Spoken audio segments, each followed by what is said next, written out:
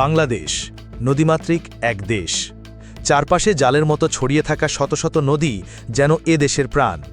কিন্তু জানেন কি, এই নদীগুলো শুধু পানি প্রবাহই নয়, বয়ে আনছে বাংলাদেশের ভবিষ্যতের অর্থনৈতিক সম্ভাবনাও। পদ্মা, মেঘনা, যমুনা, ব্রহ্মপুত্র সহ দেশের বড় বড় নদীর তলদেশে লুকিয়ে রয়েছে বিলিয়ন ডলারের মূল্যবান খনিজ পদার্থ।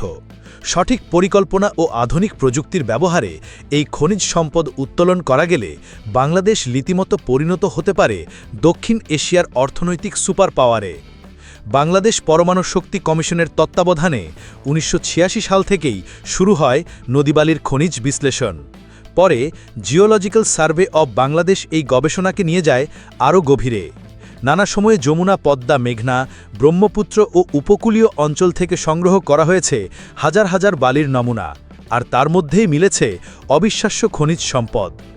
Ilmenite, rutile, zircon, monazite, garnet, magnetite, leucoxene প্রতিটি অত্যন্ত মূল্যবান খনিজ। একটি নদীর প্রতি টন বালিতে গড়ে ২ থেকে ৮% পর্যন্ত হেভি মিনারেল পাওয়া যায়। কক্সবাজার উপকূলে এই হার আরও বেশি, ৮০ থেকে ১৫০ কেজি পর্যন্ত।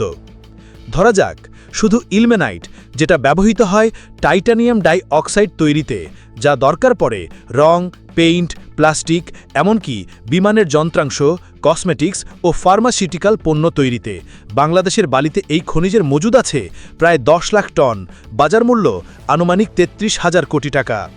আবার রুটাইল, যা দিয়ে বানানো হয় উচ্চমানের টাইটেনিয়াম, এর ব্যবহার হয় বিমানের কাঠামো, সৌর প্যানেল, ইলেকট্রনিক পণ্য ও মহাকাশযানে।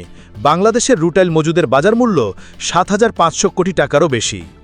Zircon, nuclear reactor, ceramics, heat প্রতিরোধী গ্লাস, এমনকি জুয়েলারি ও কসমেটিক্সে ব্যবহৃত এক দুর্লভ খনিজ। বাংলাদেশে মজুদ আছে ১,৫৮,০০০ টন, যার বাজার মূল্য প্রায় ২৫,০০০ কোটি টাকা। আরও আছে মোনাজাইট, যা পারমাণবিক জ্বালানি, চুম্বক, ইলেকট্রনিক চিপ, স্মার্টফোন ও ইলেকট্রিক গাড়ির ব্যাটারিতে ব্যবহৃত হয়।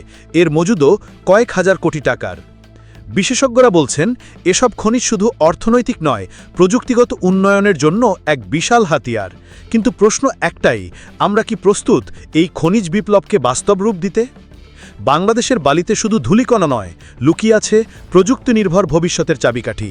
সময় এসেছে বিজ্ঞানের সাহায্যে সম্পদ উত্তোলনের, আন্তর্জাতিক অংশীদারিত্ব গড়ে তোলার এবং রাষ্ট্রীয় সদিচ্ছা দিয়ে ভবিষ্যৎ নির্মাণের। আজকের নদী যদি সঠিকভাবে ব্যবহৃত হয়, তাহলে এই বালুই একদিন হয়ে উঠতে পারে বাংলাদেশের পরবর্তী অর্থনৈতিক গেম চেঞ্জার।